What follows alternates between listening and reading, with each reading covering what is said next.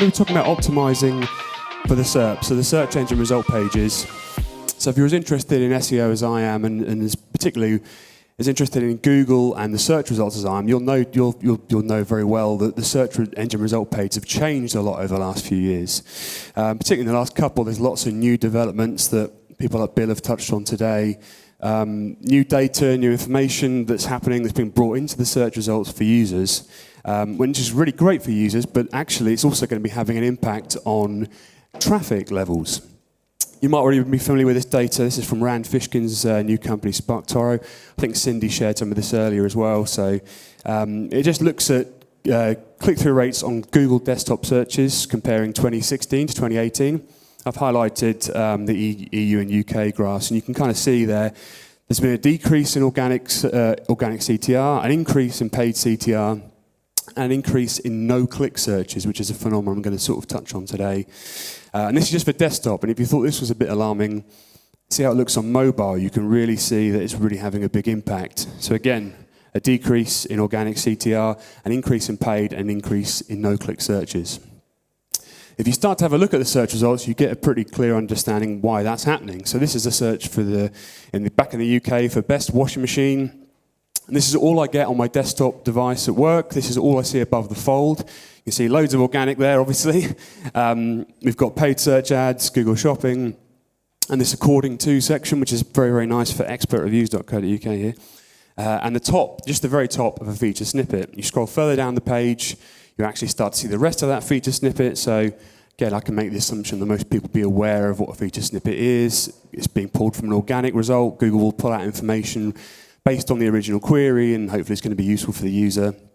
We then have related questions, and then finally, way, way down below the fold, you start to see some organic results. And obviously this is really frustrating for us as SEOs because, you know, we spend a lot of time investing in clients' websites or in our own websites to improve things, to make sure that the performance is great, we're building links, we're doing content, all that great stuff, but then Google can essentially just take away a lot of that traffic, you know, by adding these new search features or developing in certain ways. So it's something we've been seeing with a bunch of different clients, and so we've kind of put together a bit of a case study really about how we work with one client in particular. I think this is the best way of trying to show this stuff. I've seen advice given before around how to get more feature snippets, you know, use 500 words or 300 words and stuff like this, but actually taking you through the process of how we did this is hopefully going to be really useful for you. So I'm going to introduce you to the client in question, a company called Which in the UK. They're the Consumer Association in the UK, so they do a lot of product testing work, they do a lot of advocacy work, they sort of petition the government to improve consumer rights, that kind of thing. This particular microsite, which sits on their main domain, is Which Consumer Rights, so you go here if you need advice about a faulty product, or if your flight's been cancelled and you want to know if you can get compensation, how to do that, that kind of thing. Just totally free advice. And they'd seen basically what Rand had seen, that, oh dear, oh okay, we go. They'd seen a little bit what Rand had seen, and they'd seen a decrease in CTR and a decrease in traffic when they hadn't really seen a decrease in visibility or rankings, broadly speaking, I'm talking.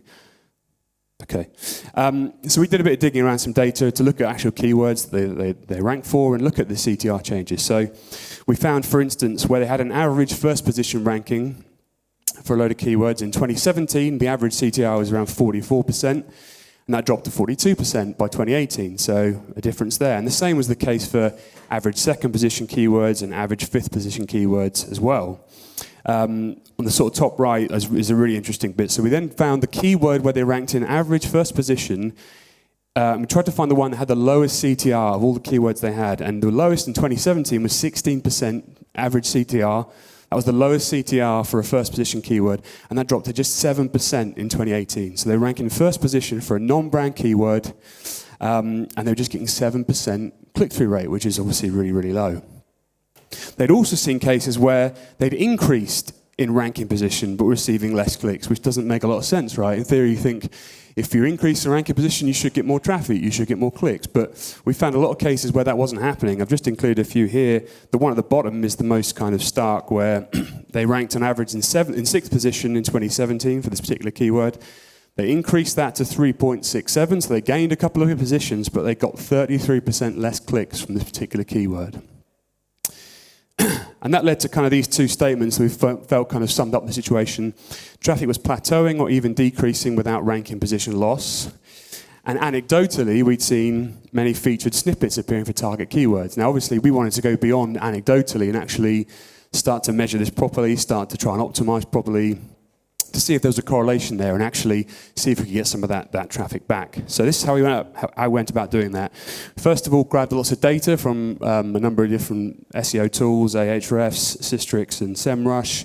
They all have their own function where basically you can see keywords that you rank for, where featured snippets are showing.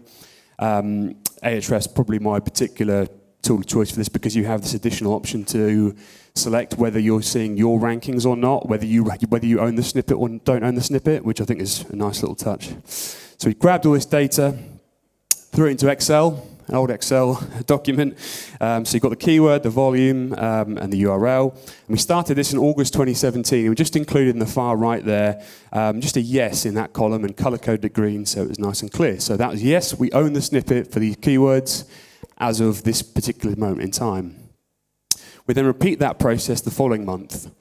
So then we throw this back into Excel and start to compare the keyword list to see, well, there's obviously going to be differences. So you can see, for instance, here, this sort of top section of keywords, by September 17, we've got lost and we made that red. So that shows, obviously, for 1 month we had it, the next month we didn't have it. The keywords below that we remained, and obviously we also had new keywords that we didn't have in August as well. So this is the kind of first step to actually tracking this performance. And of course, we're only doing this once a month. There's been tons of movements in between, but you start to get the picture of how that works. If you scroll to the right in that document, we start to actually draw in some additional information. So up to now, we just use tools for this, but this is where, in my view, you need to start getting manual and actually start running searches yourselves to actually try and understand the snippets in a bit more detail. So the first question is there a snippet ranking there at all? Because there are lots of cases where there would be a snippet and then it would go. So we wouldn't lose it to a competitor. It's just that Google had decided, probably based on user behavior data, that snippet wasn't performing particularly well for that keyword, so it disappeared. That's still useful information to have. If there was a snippet that had been taken by another URL, we just record that URL. We would then look at the snippet type itself. So actually, what is Google pulling from that page to use as a snippet? Is it just a text paragraph? Is it a numbered list, a bullet point list? Is there an image showing? Again, this is all useful information. You need that to then move on to the next column, which is titled Notes, which is where we start to actually analyze, well, what's the difference between our page and the ranking snippet page? Is the title more relevant to the original query? They structure the data in a certain way to utilize, bullet points or tables or lists. Is it that actually our piece of content probably isn't actually as relevant as it was, and we probably didn't deserve to have the snippet in the first place? So actually just making some analysis and trying to make some judgment calls about why we think that's happened. And then based on that, we've got the final column there, recommendations, which is obviously just off the back of the analysis. Well, what do we recommend that we should try and do here? Should we adjust the page title? Should we add some new content to the page? Do we need a new page entirely? Should we restructure the content into a list? Any number of these different things. And of course, sometimes there are no recommendations, simply because, well, from everything we can see, our page is doing as well as the other page. It's got all the content, it's structured the right way. But for whatever reason, Google's going another way, and so that's one that you just have to almost give up on in that occasion. So we did this, so we pass it over to the client, and hopefully they agree with what we've suggested. And then they implement some recommendations, and we sort of test to see how that's working. So then after doing this for sort of 18 months or so, this is kind of how this document starts to look, which is pretty sort of crazy looking. A lot of red and green and so on, but it starts to get quite interesting when you dig down into specific sort of keyword areas, or as I've done here, I've just kind of sorted it by URL. So this is a page that I think is titled How to Complain About a Dentist. So if you have a bad experience with a dentist, like can you claim compensation, that kind of thing. And you can just see, even just by looking at that sort of table, that towards the left-hand side, there's a lot more red on that graph. And then as you start to get to the right, there's more and more green. Now, obviously, that's an indication that over time, you've been able to win more and more snippets based on the recommendations we were making. In fact, when we started in August 2017, that page had 7 snippets. And as of January, it has 20. And again, all the caveats in mind around accuracy of these various tools and so on. But we had definitely seen a big uplift in the amount of feature snippets for this particular page anyway. I'm going to get a bit more into the results in a moment, but I just also want to go back a step to run through some of the optimizations in more detail, so actually take you through some examples of how we went out doing this. So this is the which page for the Sale of Goods Act. This is from the Wayback Machine. This is an old version of the page before we optimized it. So the Sale of Goods Act, for anyone who's not aware, is a piece of consumer regulation in the UK. It's the kind of thing that a lot of people have heard of, and they sort of know it exists, and they know it's got something to do with when you buy something and your rights. But you'd be hard-pressed to find anybody who could explain exactly how it works or when it applies and when it doesn't and all these kinds of things. And actually, we felt this is one of the main problems with this page. It didn't really do that either. And we'd seen lots of feature snippets showing for the main generic Sale of Goods Act and other related keywords. And again, for a lot of those snippets, it was kind of the questions and definitions of exactly what it was, which this page doesn't really do. It has this kind of weird intro where it then talks about ringing an advice line and stuff. And I don't know, it just didn't quite work. So we made some changes. The first thing we did was just added a title. What is the Sale of Goods Act? And then immediately answer that question. Now you'll see this happen, this works quite well for feature snippets, and it can sound a little bit monotonous, what is this thing? This is this thing. This is how it works. This is what it does. But actually, just answering those simple questions works really well, and actually we were able to get the feature snippet for Sale of Goods Act, over 12,000 monthly searches, just based on restructuring that content and, again, immediately answering that question in a way that the page wasn't doing before. Another example here, this is again from the Wayback Machine. So this page, there's immediately a problem with this page in that the title and the main heading are different. So there's immediately a little bit of friction there in that actually there's a difference. And actually the title is, I'm about to become a father, what are my rights? Whereas the heading is, what rights do I have to paternity pay and leave? Now, in a way, they're kind of similar, but actually, if you think about the title, that could be quite vague in a way. What are my rights about to become a father? Is that to do with your pay? Is that to do with your rights of the child? Is that, so it's not particularly well defined. So the first thing we did was actually address that by making them consistent. So we made them both. How long and how much paternity leave am I entitled to? Again, we've seen lots of snippets appearing for these kinds of queries. People want to know how much they're entitled to, how much time they can take off, all these kinds of things. We then immediately answer that question with new text. If you're a new father, you're entitled to 1 or 2 paid weeks paternity leave. We just added that new text to the page. We restructured some of the content into bullet points as well, because again, those were being pulled through for some feature snippets. And we added more urgency and focus around how long, because again, there was lots of volume around how long. People want to know that. That's the main question. So the top of this slide is the old version of the page. You can see that kind of heading and the introduction. And then below that is actually the revised version. You can see we just added how long in there, just as a sense of urgency for users to target those kinds of keywords a little bit better. And again, we were able to take some nice feature snippets for this. I really like this example because you might be able to see from the organic results, the 3 organic results on there, the which page doesn't actually rank in the top 3. I think it ranks 4th or 5th. So this is one of these cases where it's almost like, it feels like you're stealing the snippet away from someone who, it's almost like if Google thinks those 3 pages below are more relevant organically, but just because of the way we've structured our page and the way we've crafted certain bits of information, we've been able to influence it to get the snippet. One more example, this is a page about chargeback. And again, we'd seen around the topic of chargeback, which I'll explain in a moment exactly what that is, lots of feature snippets showing. And again, this page doesn't really, it says how do you use it, but it doesn't really tell you what it is or how it works. Then you get this weird thing where you're comparing it to section 75, and it's almost like the page is already comparing it. You're already comparing the subject against something else before having really defined it in the first place. So again, we just added a new heading. How does chargeback work? Chargeback works by the bank withdrawing funds that were previously deposited into a recipient, usually a retail, blah, blah, blah, right? So just immediately answer that question. And again, we were able to take the snippet for how does chargeback work. And again, Google's nicely bolded chargeback works in the snippet itself. So it's really just about, understanding what's showing, what Google wants to show, and try and reverse engineer that and optimize in the right way.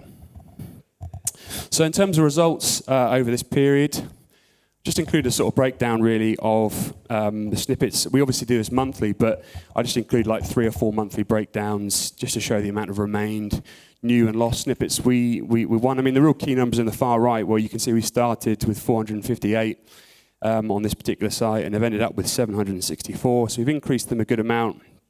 Again, the usual caveats apply around the accuracy of these tools that we're getting the data from and so on. I'm sure we don't see them all, but and again, we're only doing the monthly, so there's probably a lot more movement in between, but some good results there. Obviously, this isn't the means to an end, though. Just to show this slide and talk about these numbers, you really need to be able to measure this sort of activity in terms of traffic, conversions, and revenue if you can as well. And for that, it's a slightly more nuanced answer.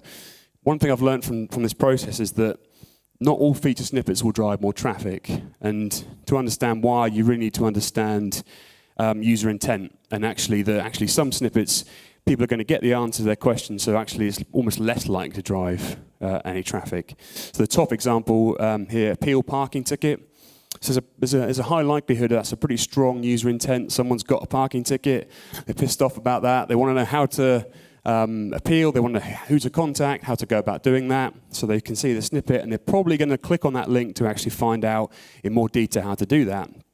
Whereas the bottom example, can I exchange an item without receipt? You can see from the text that's being used in the snippet itself is actually kind of answered in the snippet. So that's an example of one that's probably less likely to drive traffic. I picked out a few examples of the impact on some of these ones. So this one we won quite recently in sort of January, February time. You can see there's been a big increase there in CTR and in clicks in Google Search Console. So that's one that has had a good impact. This is one from, you might remember from the Excel doc, the green and the red thing, where we see, we'd lost them, then won them, then lost them again. You can quite clearly see where this is happening on this graph. And what a big impact, relative to the amount of clicks this is, of course, what a big impact that can have on clicks for this particular keyword. Here's one that hasn't really had any impact. So we were able to take this one in December time, and you can see there was a small drop in clicks just after sort of Christmas and New Year, I believe. But then since the New Year's kicked in, not really much impact in terms of clicks. Same with this one. Again, I think this was October, November time, and if anything, the click numbers have gone down. We've got that snippet. We've still got the snippet for this keyword. So I guess the answer is it really does depend on the intent of the keyword. So if you want to go after snippets with the intent of driving more traffic, you need to prioritize ones that have got stronger user intent and more likely to drive traffic. So just to sort of sum up that process, so first of all, about identifying opportunities, so using your SEO tools of choice to grab lots of data where, feature snippets are showing for keywords that you want to rank for, or you are ranking for.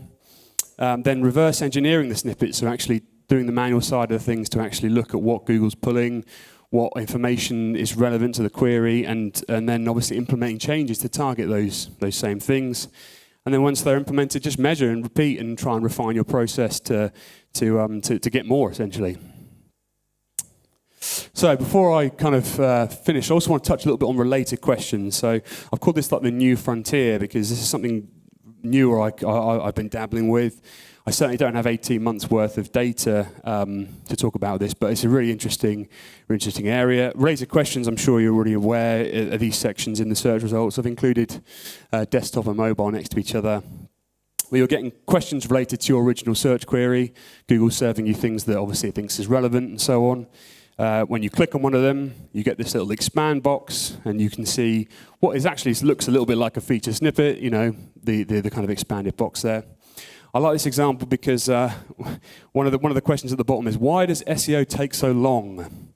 Which will be a question you'll be familiar with answering if you work at an SEO agency. They're worth paying attention to because they feature on a lot of search results now. So this is data from the Mozcast, the SEO tool from the States, run by Moz, where they track 10,000 different queries daily. They monitor changes in the search results to try and see when there's going to be algorithm updates, that kind of thing. So they monitor like fluctuations in the search results. And you can see that for 83% of those 10,000 keywords, related questions feature on the search results. So a lot, and way more than feature snippets as well, with just 14%. They're also on the increase as well, as illustrated by this graph. I really like this tweet by Dr. Pete, who's the guy behind the Mozcast. He said in July last year, there'd been a big update, and that related questions are now featuring on 43% of all SERPs. And he called it a whopping 43%, and it's now 83%. So it gives you an idea of how quickly that has increased.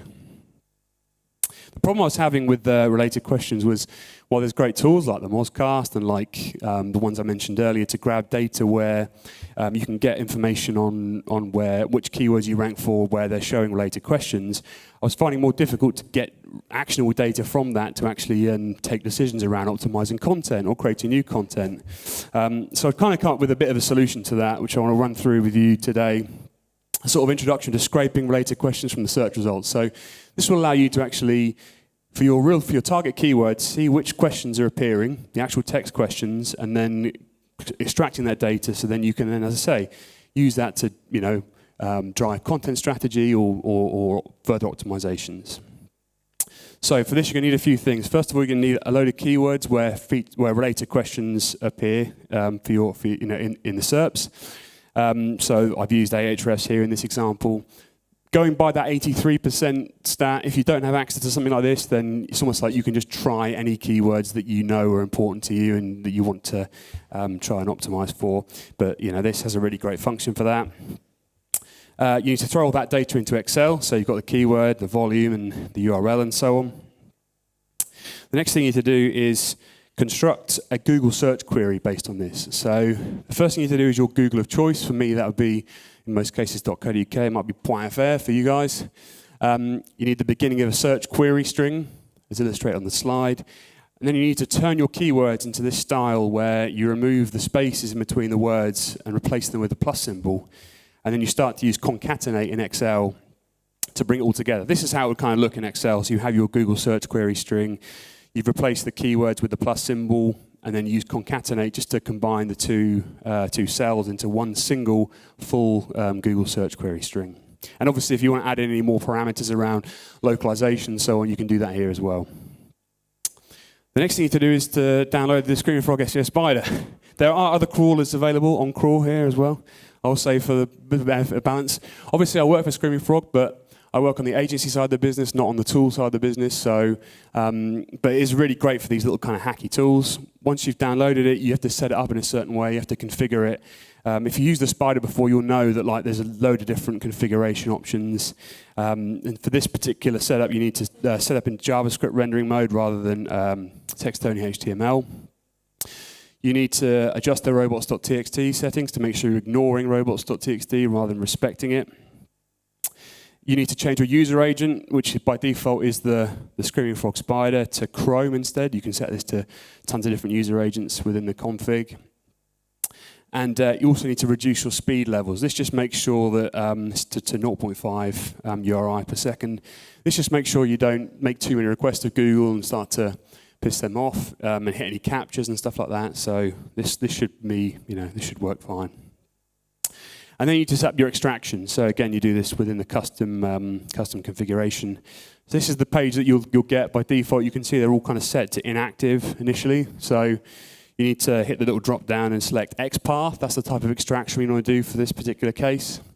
And then when that appears, you then need to go to the other drop down there and make sure you're extracting the text. So for this particular exercise, we just want the questions, the actual questions themselves, the text. So that's how you set that up. You then need to input your XPath. So these 4 lines of text are the different XPaths which correspond to the 4 related questions in the search results. There'd be 4 by default. You only get more once you click on 1, but so for this purpose, we're just looking at 4. So this text, if you input these in the fields, is your XPath. You can also then rename the fields on the far left there. I've just done question 1 to 4 to make it nice and sort of tidy. Almost there, I promise. You then need to go back to Spider and set it into list mode and input those Google search query strings that you made in Excel a few minutes ago. And finally, you can actually start to crawl those query strings. And this is what it'll start to look like if you go to the custom tab in the Spider. And you can start to see we've got the question 1, question 2 starting to be pulled in.